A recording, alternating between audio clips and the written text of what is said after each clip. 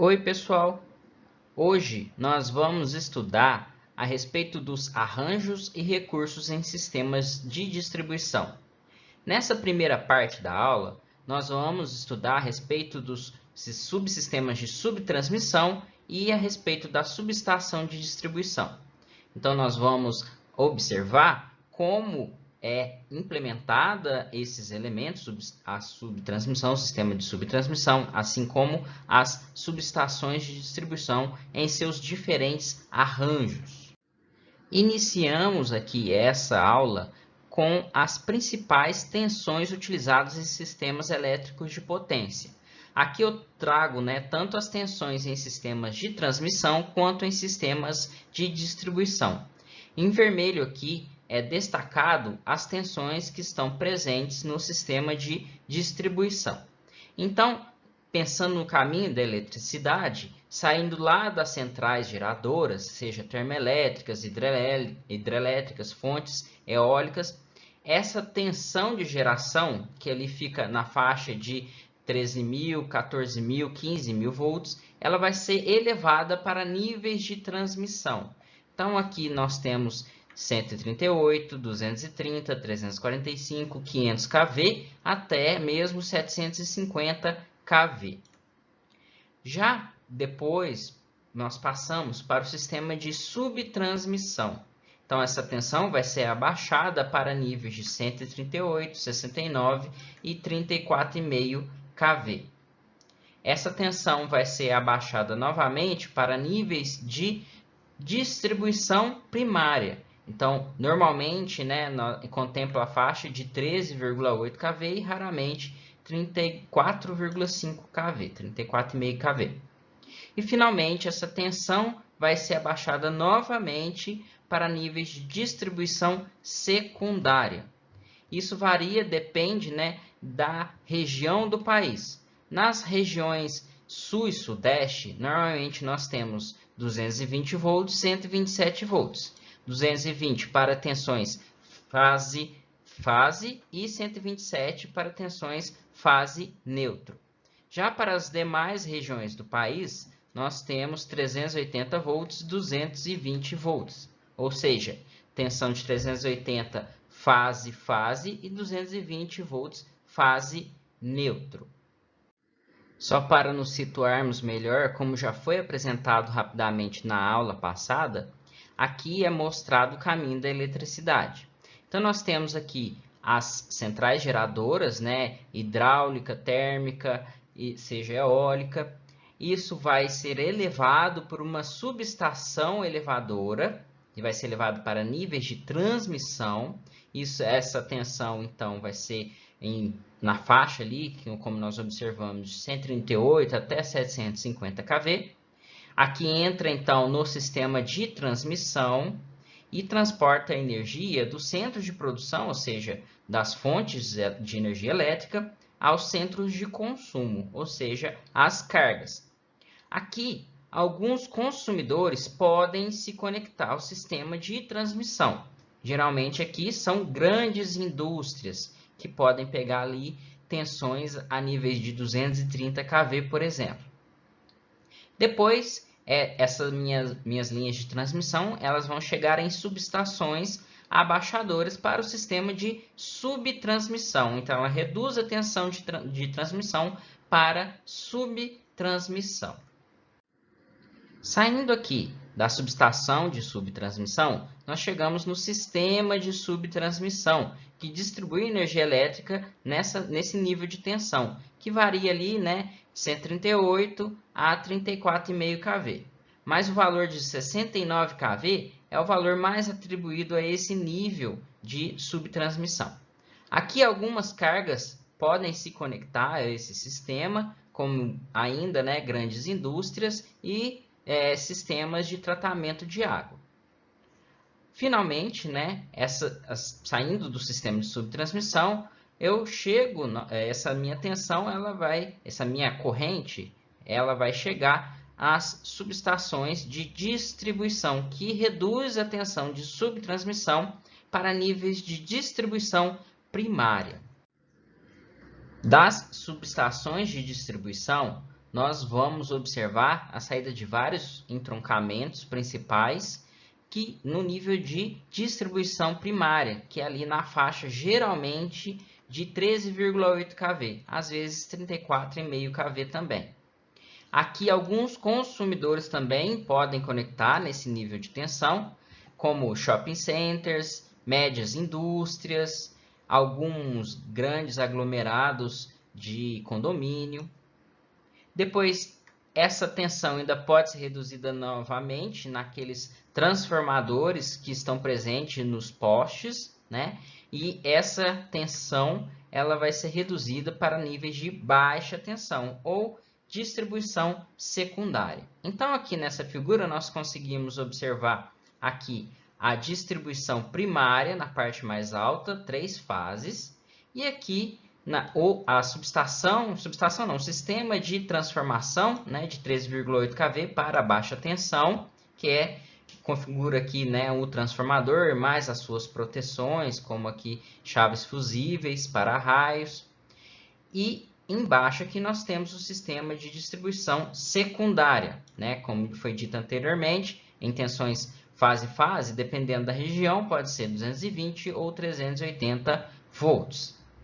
Aqui nós podemos observar 4 fios, 3 fases e um neutro, porque geralmente esse transformador trifásico aqui está conectado foi feito internamente a sua conexão em delta no primário e estrela aterrado no secundário. Todo aquele esquemático que já foi apresentado pode ser reduzido por esse diagrama unifilar. Relembrando, o que é um diagrama unifilar? Diagrama unifilar nada mais é do que a combinação das fases em uma única fase, um único fio, como nós podemos notar aqui, ó. Essa minha linha aqui, que nesse caso é uma linha de transmissão, ela possui 3 fases, porém ela é representada como um único condutor. Isso simplifica a visualização e é coerente, uma vez que geralmente esses condutores são todos idênticos. Então, eu posso fazer uma associação entre cada uma das fases. Aqui, além das linhas de transmissão e linhas de subtransmissão e assim como aqui as linhas de distribuição, nós podemos notar outras simbologias. Então, nós temos aqui, por exemplo, a simbologia de geração, que normalmente é esse círculo. Pode ter também uma senoide dentro desse círculo para representar que é uma fonte de corrente alternada. Nós podemos observar aqui também o símbolo do transformador, que ele vai elevar ou abaixar a tensão. Essa seta aqui representa as cargas, então nós podemos observar aqui a presença de cargas em nível de tensão de subtransmissão, de distribuição primária, de distribuição secundária e assim por diante.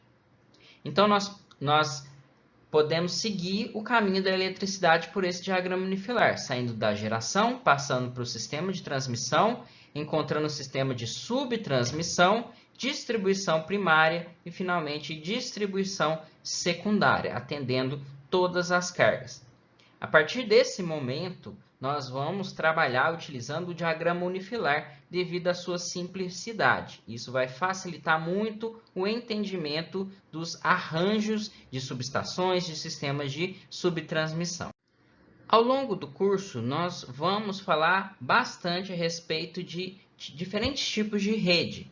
Então, eu já vou apresentar aqui os principais. Então, a primeira aqui é a rede radial, em que um único caminho é formado da geração, aqui representado por uma subestação, até as cargas, aqui representado por transformadores, porque logo após algum transformador, eu vou ter uma carga ou um grupo de cargas conectadas. Então, uma vez que eu tenho um único caminho aqui, até a minha carga, eu falo que esse sistema é radial. Outra forma de tentar entender qual tipo de sistema, tentar identificar aquele sistema, é saindo da carga e encontrando a sua fonte. Então, aqui eu tenho uma carga e aqui eu tenho a fonte. Saindo da carga e indo para a fonte, eu consigo encontrar somente um caminho possível, Portanto, essa rede é radial. Existe, em contraponto à rede radial, né, existe a rede malhada. Então, eu tenho aqui uma subestação ou uma fonte de energia e várias cargas ou transformadores aqui conectados. Então, utilizando daquela metodologia, saindo de uma carga, eu tento chegar na minha fonte de energia. Então, saindo daqui, eu posso encontrar esse caminho até a minha fonte de energia. Porém, eu também posso passar aqui por baixo e encontrar essa minha fonte de energia em um caminho alternativo. Portanto, essa rede aqui, ela é malhada. Então, eu posso, por meio de caminhos alternativos, eu consigo encontrar, né, um caminho até a minha fonte. Caminhos diferentes para a mesma fonte. Existe também um sistema que é um sistema malhado, porém, devido à sua característica, né, de formar esse anel, ele é chamado de anel. Ele forma esse circuito aqui, dessa forma. Então, normalmente eu consigo encontrar dois caminhos saindo da minha carga, indo para a minha fonte. Passamos agora a estudar o sistema de subtransmissão. Então, o sistema de subtransmissão é o elo, ou seja, aquilo que liga, né, que tem a função de captar a energia das subestações de subtransmissão e transferi-los às subestações de distribuição e depois aos consumidores.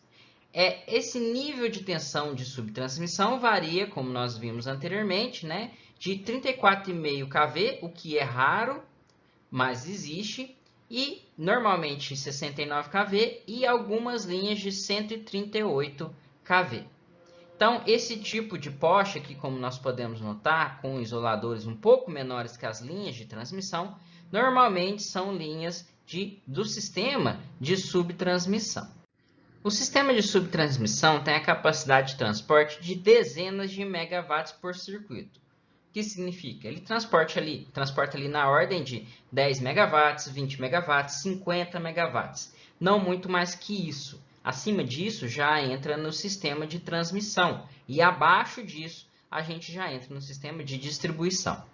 Os consumidores em tensões de subtransmissão são representados por grandes instalações industriais, estações de tratamento e bombeamento de água. Então, algumas grandes indústrias conectam em nível de subtransmissão, assim como esses serviços fundamentais, né, de estação de tratamento e bombeamento de água.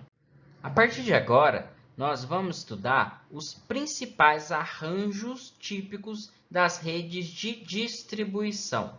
Arranjo nada mais é que a forma que o meu sistema de subtransmissão vai ser disposto, com mais recursos, com menos recursos, ou seja, eu vou utilizar mais formas da energia elétrica fluir ou menos, vou utilizar o custo desse meu arranjo vai ser maior, vai ser menor, então nós vamos estudar os principais aqui. Então eu trago o primeiro deles aqui. Nesse tipo aqui, que eu vou chamar de tipo 1, ele é o mais simples possível. Então nós temos aqui o sistema de subtransmissão passando por um transformador e isso indo para vários entroncamentos aqui em nível de distribuição. Esses quadrados aqui nada mais são que disjuntores. Os disjuntores são elementos utilizados no sistema de proteção e também para manobras da rede para abrir o circuito, seja em condições normais, no caso de manobra, seja em condições de falta de um distúrbio na rede como um curto-circuito. Então, ele tem a capacidade de abrir sob carga, ou seja, quando eu tenho uma corrente de carga passando, ou sob curto-circuito, quando eu tenho uma corrente de curto-circuito passando. Lembrando que a corrente de curto-circuito é bem maior que a corrente de carga. Então, essa rede 1 aqui, ela é a mais simples de todas. Ela possui o menor custo de instalação. Normalmente, ali se transporta potências na faixa de 10 a 15 MVA, que está mais na faixa de transporte mais baixo ali. E ele possui uma baixa confiabilidade. Por quê? Porque no caso de um curto-circuito no sistema de subtransmissão, e uma retirada dessa parte aqui do sistema, todas as cargas vão ficar sem energia elétrica. Então, ele possui uma baixa confiabilidade. Sua confiabilidade está intimamente ligada ao trecho da rede de subestação, pois qualquer defeito na rede ele vai ocasionar a interrupção nesse sistema. Então, se o meu sistema de subtransmissão for muito confiável, essa rede passa a ser mais confiável. Porém, se essa minha rede de subtransmissão aqui em cima não for confiável, essas cargas que estão a jusante, elas vão ser desligadas. A chave de entrada, que visa unicamente a proteção do transformador, que é essa aqui que eu estou destacando, é usualmente uma chave fusível, podendo, no entanto, ser utilizado uma chave seccionalizadora, seccionadora, desde que o transformador fique protegido pelo sistema de proteção da rede de subtransmissão. Nesse segundo arranjo aqui, que eu vou chamar de rede 2, ele possui mais recursos e, por esse motivo, ele tem uma maior confiabilidade. Então, no caso de ocorrência de um defeito, aqui, por exemplo, nessa primeira linha de subtransmissão, imagina um curto-circuito aqui nesse local, essa minha linha de subtransmissão, ela vai sair. Então, nós podemos observar que existem duas chaves aqui, uma NF e uma NA. NF é de normalmente fechada, então ela está conduzindo, e NA é normalmente aberta, então ela não conduz. Na ocorrência de um defeito nessa linha aqui de cima, não existe mais a circulação de corrente elétrica. Porém, como eu tenho esse recurso aqui das chaves, eu consigo abrir essa chave aqui NF e fechar a chave NE. Então, a corrente elétrica ela vai circular aqui pelo meu outro circuito, pelo meu outro recurso. E com isso, essas minhas cargas elas não vão ficar sem energia elétrica, apesar da falta no sistema de subtransmissão. Então, por esse motivo, nós podemos observar que ela tem uma confiabilidade maior. Mesmo com defeito, eu consigo suprir a energia elétrica para as minhas cargas. Porém, o custo desse arranjo ele é maior que o anterior. Nesse outro arranjo aqui, que eu vou chamar de rede 3, a interrupção do suprimento ele é comparável com o do arranjo anterior, na rede 2, exceto pelo fato que um defeito no barramento de alta, barramento ali que fica na parte alta do transformador, então ficaria nesse barramento aqui, esse é o barramento de alta tensão. Nesse caso, se eu tenho um problema ali nesse local, eu vou observar que não existe a possibilidade de recurso.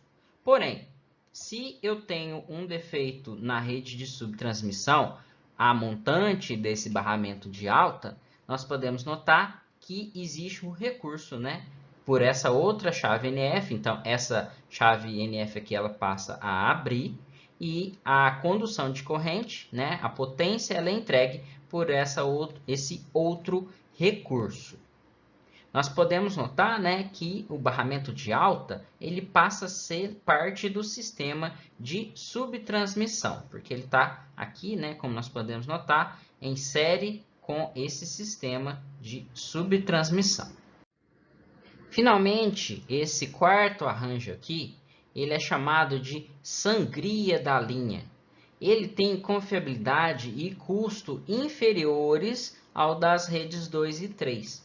Como nós podemos notar, aqui é utilizado somente uma das linhas de subtransmissão para a alimentação de parte das cargas. E outra parte das cargas é alimentado por outra linha de subtransmissão. Então, no caso do defeito de uma linha de transmissão, nem todas as cargas vão ficar sem energia. Porém, essas cargas, esse conjunto de carga aqui, ele vai continuar com energia, porém, esse outro conjunto aqui não vai ser alimentado devido ao defeito.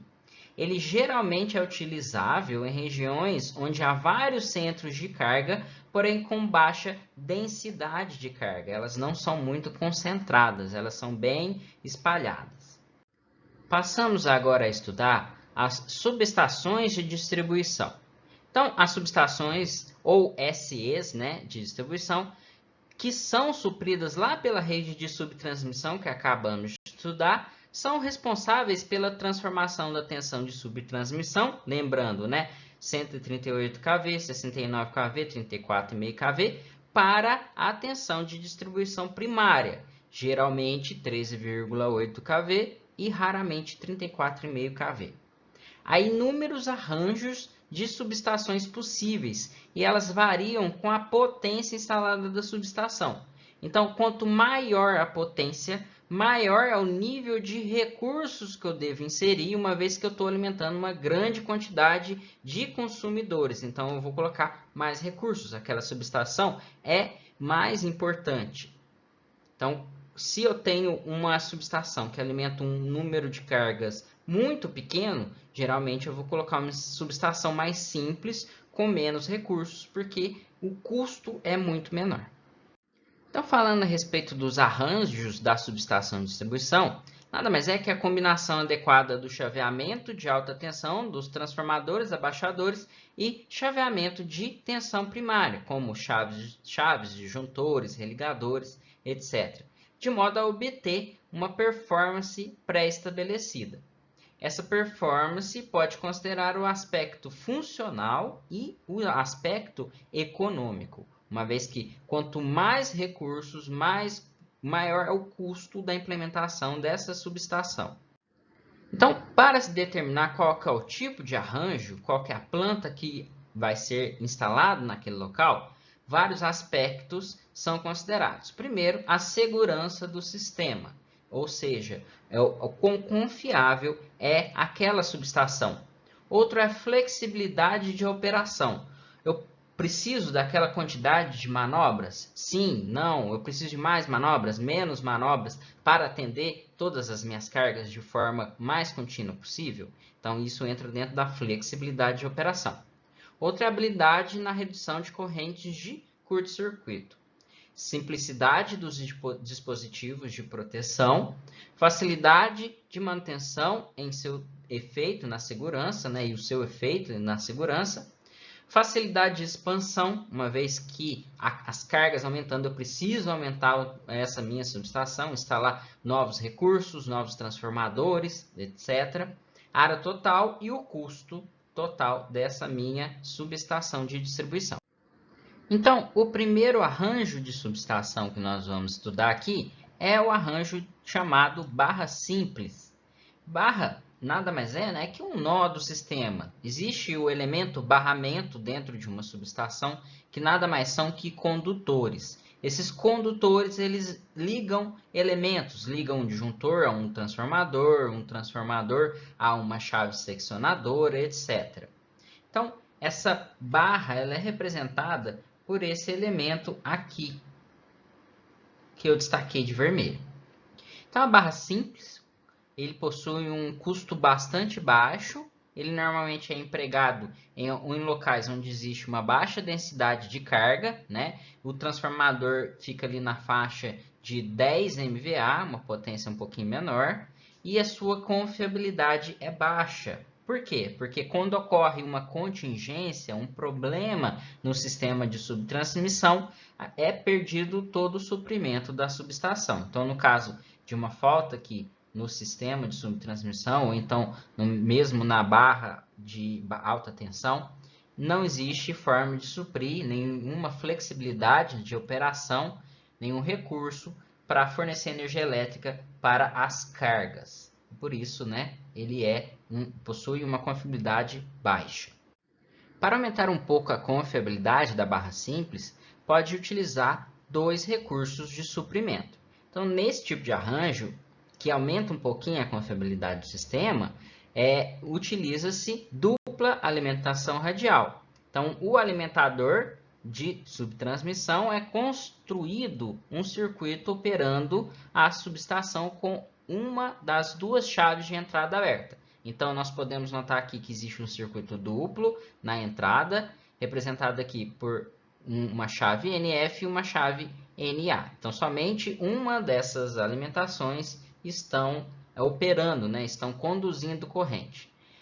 Nesse caso de defeito no sistema de subtransmissão, aqui que fica a montante da minha chave NF, eu vou abrir essa chave, então ela passa a ser uma chave aberta. E eu vou fechar a chave NA, funcionando como um recurso, no caso do defeito, desse sistema aqui de subtransmissão. Com isso, eu tenho um recurso, então eu aumento mais a confiabilidade, uma vez que eu estou alimentando as minhas cargas mesmo com um defeito no sistema de subtransmissão. Para a manutenção do transformador ou do barramento, nesse caso não existe recurso. Então, nós temos esse transformador aqui, os barramentos, o barramento de baixa, o barramento de alta. Não existe nenhum recurso. Se eu preciso fazer a manutenção ali, eu preciso desligar completamente a subestação. Aumentando ainda mais a confiabilidade do sistema, é utilizado, a barra dupla. Então, aqui, nesse diagrama, nós podemos observar que tudo é duplicado. Então, ele apresenta uma dupla alimentação, dois transformadores, dois barramentos de alta tensão que são independentes um do outro. Então, eu consigo observar aqui que existe um seccionamento entre esses dois barramentos e eles são conectados por uma chave NA, uma chave normalmente aberta. Então, se necessário, eu posso fechar essa chave para algum tipo de manobra. Quando ocorre um defeito ou manutenção em um dos transformadores, então vamos supor que esse transformador aqui foi necessário tirar ele para manutenção, então ocorreu um curto-circuito, então eu tive que tirar esse transformador. Abrem-se as chaves, que estão nas suas extremidades, aqui e aqui, normalmente são disjuntores. Fecha-se as chaves NA dos barramentos, de forma que eu consigo suprir energia elétrica para todas as cargas, as cargas anteriores e as novas cargas, pelos dois circuitos alimentadores. Dessa forma, mesmo com defeito em um elemento da subestação, que é no caso do transformador, eu consigo suprir todas as cargas com todas as alimentações. Aqui eu apresento para vocês a barra dupla com disjuntor de transferência. Esse sistema ele é uma evolução do arranjo anterior, onde se distribui os circuitos de saída em vários barramentos, de forma que permite uma maior ainda flexibilização na transferência de blocos de carga entre os transformadores. Além disso, a manutenção dos disjuntores ela é realizada através de um disjuntor de transferência. Então, com isso, essa maior flexibilidade, ele traz uma maior confiabilidade ainda ao meu sistema, minha subestação de distribuição. Porém, o custo é o mais elevado dentre esses já apresentados. Uma alternativa à barra dupla é a barra dupla com uma barra de transferência. Então, além de ter todos os elementos duplicados, como nós vimos anteriormente na barra dupla, é utilizada esse barramento de transferência, como é indicado aqui em cima. Esse barramento de transferência ele visa principalmente sair do barramento principal e ainda continuar alimentando as cargas, mesmo que eu precise fazer manutenção nos disjuntores. Então, por meio das chaves que são aqui apresentadas, que estão em NA, eu vou fechá-las, vou abrir as chaves normalmente fechadas, então eu vou inverter as situações delas, e com isso eu consigo trocar, eu transfiro a minha energia elétrica que estava sendo fornecida pelo barramento principal para a barra de transferência, e assim eu consigo fazer a manutenção em disjuntores. Depois que for feita a manutenção, eu volto para o barramento principal, a alimentação, como está mostrado aqui, no arranjo, da forma que está mostrado aqui nesse diagrama unifilar. Bom, pessoal, hoje era isso que eu queria mostrar para vocês. Façam as atividades lá no Moodle, porque além de comporem parte da nota final de vocês, ela também vai contabilizar a presença na semana. Então, é importantíssimo que façam todas as atividades que estão lá no Moodle. Muito obrigado pela atenção e até mais.